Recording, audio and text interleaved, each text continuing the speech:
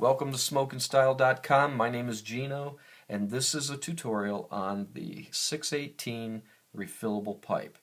This is an awesome little pipe. I've had mine, this is mine that I've had in service since March of 2014, and I've loved it. Use it 3, 4, 5 times a week, and can't say enough about it. First of all, I want to make sure that everyone understands that when you receive the kit, you're going to get 2 batteries. Both batteries, before they're put into use, make sure that you put them on the charger and charge them for a full 12 hours. Even if it says that it's fully charged, go ahead, keep it charging for 12 full hours before you put it into service. Now, putting the battery into the pipe is a very simple process. Take your pipe bowl, and if you look down inside there, you'll see there's a spring, and you'll also see there's a little connection arm. Make sure you put the battery in, positive side up. It's marked with a positive sign. It also has an indentation on the top of the battery. So you can slide it in, push it down, and then slide the connection arm on top. You'll note that the light in there flashes 3 times. That's to tell you everything's okay. Your battery is charged, it's ready to go, and that your pipe is ready for use.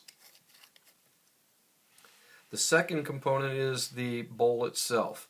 The bowl is where, obviously where the power is coming from. The electronics are in there to power your atomizer, which is part of the tankomizer. When you take a look at the tankomizer itself, which is this portion right here, you'll note that the tankomizer is actually 2 pieces. There is a tank, which holds the liquid, and then the atomizing device, which gives you your vapor. Now, on the bottom of both of these, you'll note that on the tank there's a little pin right here. Alright? And on the bottom of the atomizer, you'll note there's a notch. In the end, we want to make sure that that pin and that notch are lined up so that it seats properly on the pipe, so that it seats properly on the pipe and doesn't allow e-liquid to escape and leak into the pipe bowl. So I'll take my tankomizer off right here. It's really important that no liquid gets down inside of here. Alright, that's why it's important that your tank and your atomizer seat properly with each other so that no fluid actually gets down inside. Let's go through the actual filling of the tankomizer.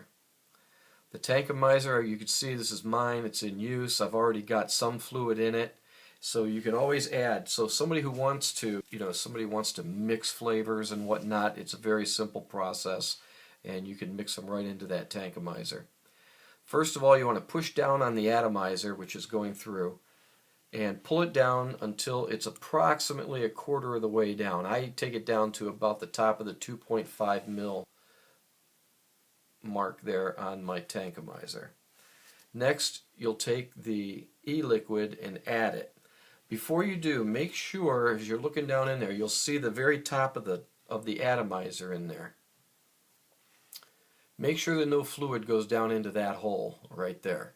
You want to make sure that the fluid goes alongside the glass and going down. So you want to put your needle in there on the side, and I'm just putting in a little bit, but squirt it right along the glass, let it slide down the glass. Now the first time you won't have to worry about this, but if you're refilling your tankomizer, when you pull the atomizer down, there's going to be a little bit of fluid down here. You want to, make sure you have yourself a little napkin or Kleenex, paper towel, something like that, and make sure you dry that off. Secondly, you can do your best to try to line up that pin with the slot in the atomizer. It's not always easy to get it in there, so just don't worry about it. Just get it in there as tight as you can in the beginning, and I'll show you how to get it seated. Next, take your tankomizer. Again, make sure everything is dry. Always making sure things are dry. and start screwing it together. Now once it gets down here, if it's not seated properly, this is going to continue to turn. You want to just have a little bit of pressure, and then it will seat itself if you put just a little bit of pressure on it. Now the stem is held on by a compression fitting. Alright, you'll see there's a piece of silicone, round silicone in there, and it basically just slides on. Again, we want to make sure that everything is dry. I just clean that off. I'll also take my paper towel or napkin or cotton swab, whatever. I'll stick it down in there and make sure it's all dried out.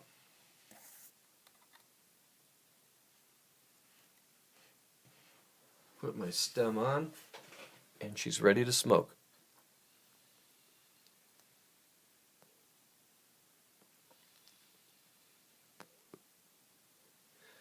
That's how she works. Good luck. And if you have any questions, be sure to contact us by email or phone. Thank you.